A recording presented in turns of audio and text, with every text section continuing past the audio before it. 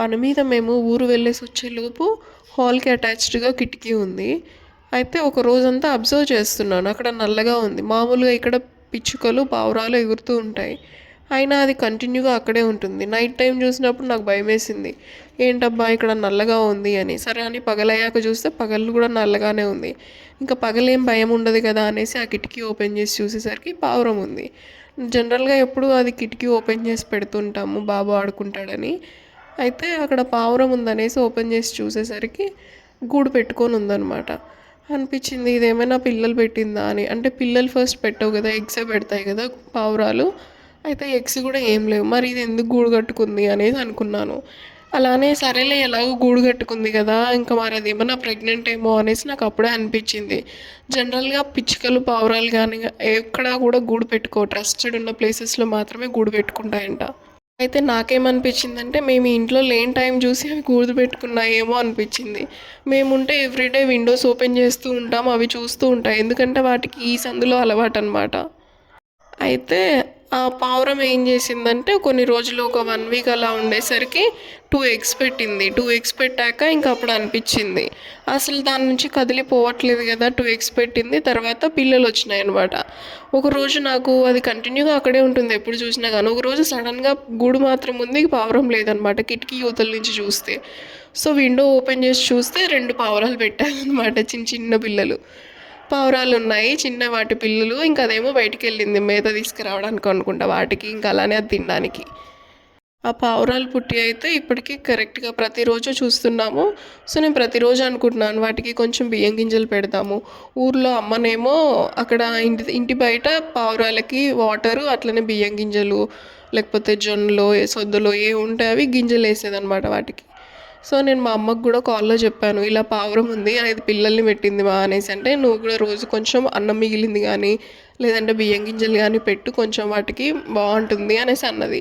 నేను కూడా వాటికి రోజు కొంచెం కొంచెం పెడుతూనే ఉన్నాను.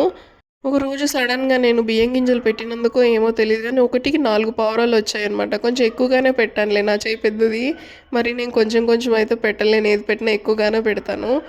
అయితే చాలా వచ్చాయి. నేను భయపడిపోయాను అనమాట, ఆ పిల్లల్ని ఏమైనా చేయడానికి వచ్చాయి ఏంటి పావురాలు అనేసి మెల్లిగా కిటికీ ఓపెన్ చేసేసరికి లేదు, వాటిని అవి ముద్దు చేస్తున్నాయి. సో మామూలుగా ఏదో అది పిల్లల్ని కానీ దాని పిల్లల్ని అవే పొడుచుకొని తింటుంది అనేసి నేను ఎక్కడో ఏదో విన్నాను. అది ఏ జంతువు అనేది అయితే నాకు గుర్తు రాలేదు, కానీ అది గుర్తొచ్చి భయం వేసేసింది.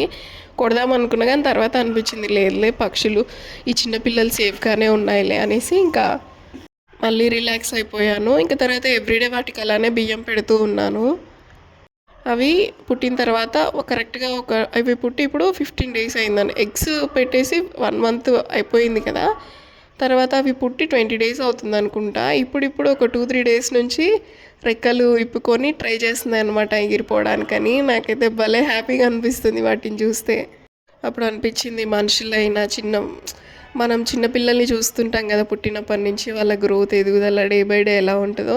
సో అలానే నాకు ఈ పావురాలను చూసినప్పుడు కూడా అనిపించింది మనిషికి ఎలా అయితే సహజంగా గ్రోత్ అనేది ఉంటుందో అలానే ఆ పక్షులకు కూడా అని. 1-2 జంట పావురాలే కదా, సో అవి మంచిగా ఇమిటేట్ చేసుకుంటున్నాయి అనమాట ఒకదాన్ని ఒకటి.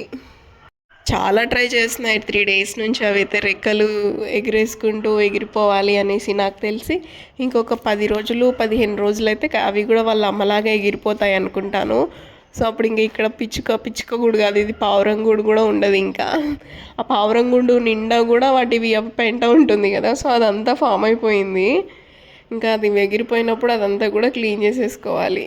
ఎంతో ముద్దు చేస్తుందో ఆ పావురం అయితే వాటి పిల్లల్ని. మనం రియల్గా నేచర్ని అయితే చూడలేం కదా. పక్షులు, ఇంకా చెట్లు, పూలు ఇవన్నీ కూడా మనకు నేచరే కదా. సో ఈ నేచర్ మన ఇంటికి వచ్చినప్పుడు భలే హ్యాపీగా అనిపిస్తుంది. వాటి గ్రోత్ చూస్తుంటే ఇంకా బాగా అనిపించింది నాకైతే. ఈ వీడియో విషయానికి వస్తే ఇదైతే నా day in my life. Morning అంతా బిజీగా స్టార్ట్ అయిపోతుంది. నాకు సడన్గా అంటే ఫోన్ చూడడం వలన, అంటే నేను రెగ్యులర్గా ఫోన్ చూస్తూనే ఉంటాను. సడన్గా నాకు హెడ్ పెయిన్, బాగా తలనొస్తుంది అనమాట. అది కూడా చాలా డిమ్గా నొప్పిగా వస్తుంది 2-3 డేస్ నుండి. టాబ్లెట్ వేసుకునేంత నొప్పి కూడా ఏం లేదు, అలా గుంజినట్టు అనిపిస్తుంది. ఇంకా నైట్ అయితే ఒకరోజు ఫుల్గా వామిటింగ్ అయిపోయింది, కళ్ళు తిరుగుతున్నాయి, పొట్టలో తిప్పుతూ ఉంది. నాకు అనిపించింది అప్పుడు నేను స్పెట్స్ కొనేసి సైట్ చెక్ చేయించుకొని గ్లాసెస్ తీసుకొని ఫ్రేమ్ అయితే చేంజ్ చేపిస్తూనే ఉంటాను, గ్లాసెస్ చేంజ్ చేయలేదు. 2 ఇయర్స్ అయిపోయింది ఆల్మోస్ట్. అప్పుడు అనిపించింది నాకు తెలిసి మామూలుగా డాక్టర్స్ ఏం చెప్తారంటే 6 నెలలకు ఒకసారి అయినా కానీ మీరు ఫ్రేమ్ చేంజ్ చేయించుకోవాలి, మీరు చేంజ్ చేయించుకోలేదు కాబట్టి ఇలా ఏంటిది అనేసి నేను అనుకున్నాను. ఇంక వెంటనే ఇంకా లేట్ చేస్తే ఎక్కువైపోతుందిలే అనేసి ఇంకా మాకు దగ్గరలో ఉన్న స్పెట్ షాప్కి అయితే వెళ్ళిపోయాము. వెళ్ళేసి మంచిగా వాళ్ళు ఐ టెస్ట్ చేసి చెప్పారనమాట. యాక్చువల్గా 0.5 0.25 ఎంతో పెరిగిందని చెప్పారు, రాసిచ్చారు. ఇంకా గ్లాసెస్ అయితే తీసుకున్నాము. నాకైతే హైదరాబాద్తో పోలిస్తే కర్నూలులోనే చాలా తక్కువ. ఈసారి ఫ్రేమ్ ఫుల్గా ఉన్నది కాకుండా ఫ్రేమ్లెస్ గ్లాసెస్ తీసుకున్నాను నేను. అవే యాక్చువల్గా నాకు ఇష్టము, మా అమ్మకు కూడా అవే ఇష్టము. సో అలాంటివి తీసుకుందాం అనేసి ఇంకా అవే తీసుకున్నాను. చాలా తక్కువ కాస్టే పడింది ఇక్కడ అయితే. మరి ఇంకా గ్లాసెస్ అవంతా తీసేసుకొని ఇంకా ఇక్కడ బనానాస్ తీసుకొని గోశాలకు వచ్చాము. గురువారం ఇక్కడ గోశాలలో మేము అట్టిపళ్ళు కానీ ఆకుకూర కానీ ఇంకా శనగలు కానీ బెల్లము ఇలా ఏదో ఒకటి మనము వీటికి దానం చేయొచ్చు, మంచిదన్నమాట అంతే. ఇంకా ఇంటికి వచ్చాక జొన్న పిండి మామూలుగా ప్రతిరోజు జొన్న రొట్టె రే అనేసి అడుగుతున్నారనమాట. ఇంకా జొన్నలన్నీ చెరిగేసేసి డీమార్ట్లో తెచ్చుకున్నాము. 51 రూపీస్ అలా పడింది అనుకుంటా కేజీ. సో జొన్నలన్నీ కూడా ఇంకా నీట్గా చెరిగేసేసి మనం బయట నుంచి తెచ్చుకున్నా ఇక్కడి నుంచి తెచ్చుకున్నా ఒకసారి అయితే చెరుక్కోవడం మేలు, ఎందుకంటే రాళ్ళు అవి ఇవి ఉంటాయి కదా. సో ఒకసారి చెరుక్కుంటే నీట్గా ఉంటుంది. 2 కవర్లలో పట్టుకొచ్చాను. ఆల్మోస్ట్ 4.750 గ్రాములు అయింది మొత్తం అంతా. జొన్నలేమో కానీ క్యాన్ వెయిట్ కూడా ఎక్కువ ఉంది, సో చెప్తున్నాను అనమాట.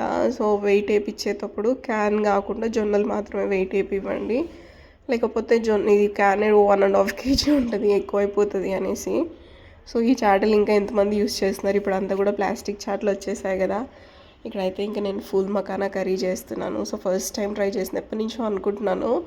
ఫైనల్గా ఈరోజు కుదిరింది. అంటే అది ప్యాకెట్ కూడా ఎక్స్పైరీ డేట్ అయిపోయి వచ్చింది. అందుకని ఇంకా ఫుల్ మకానా డ్రై రోస్ట్ చేసేసి కర్రీ లాగా చేశాను, బ్రౌన్ రైస్. సూపర్గా వచ్చింది యాక్చువల్గా. దీంట్లో కొంచెం మిల్ మేకర్ కూడా వేసాను. అది చూడడానికి పెద్దగా అనిపించాయి కానీ అదంతా కర్రీ అయిపోయాక చాలా చిన్నగా అయిపోయాయి. ఫుల్ మకానా అయితే చిన్న కోటి సైజ్ కంటే తక్కువ అయిపోయాయి. కొంచెం చట్నీ ఇంకా అది వేసుకొని తాగేసాము. ఇంకా బయటకు వెళ్ళి పాలు తెచ్చాం కదా, ఫ్రిడ్జ్లో పెట్టేసేసాము. మీకు కూడా ఎవరికైనా సైట్ ఉంటే ఖచ్చితంగా నిర్లక్ష్యం అయితే చేయకండి. 6 months కాకపోయినా 1 yearకి ఒకసారైనా కానీ ఖచ్చితంగా చేయించుకోండి, చూపించుకోండి.